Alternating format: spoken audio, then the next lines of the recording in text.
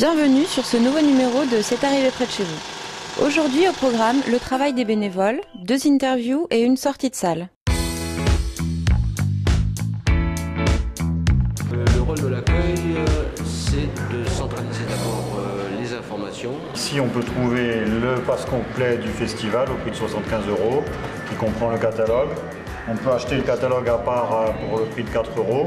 Ça peut intéresser les personnes qui prennent les places à la séance au prix de 7 €, 6 € tarif réduit, ou les cartes 4 entrées ou 10 entrées. Donc pour les gens qui ne comptent pas faire tout le festival. Nous sommes là pour vous accueillir au premier étage du Lido, de 9 h à 12h15 et de 13h30 à 18h30. De notre côté, nous avons accueilli l'artiste Vincent Fortan qui expose au 2e étage du Lido.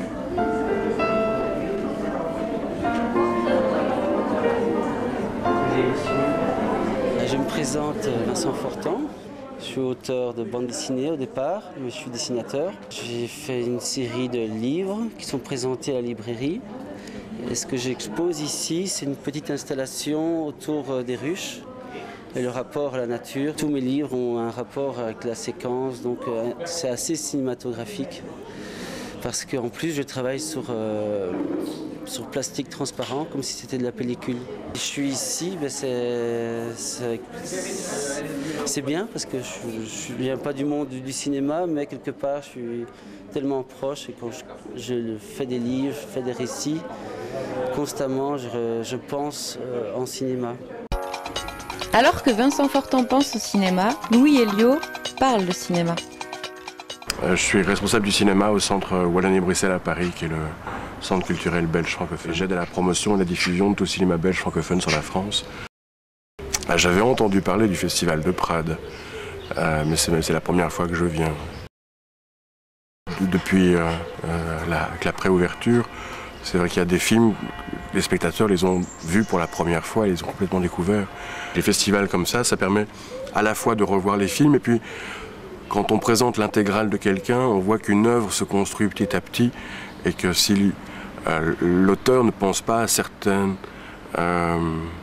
références que l'on trouve de film en film, c'est quand on voit l'œuvre en entier qu'on s'en rend compte. Ça rend heureux, d'abord parce que c'est une comédie et que dans notre cinéma on n'en fait pas beaucoup.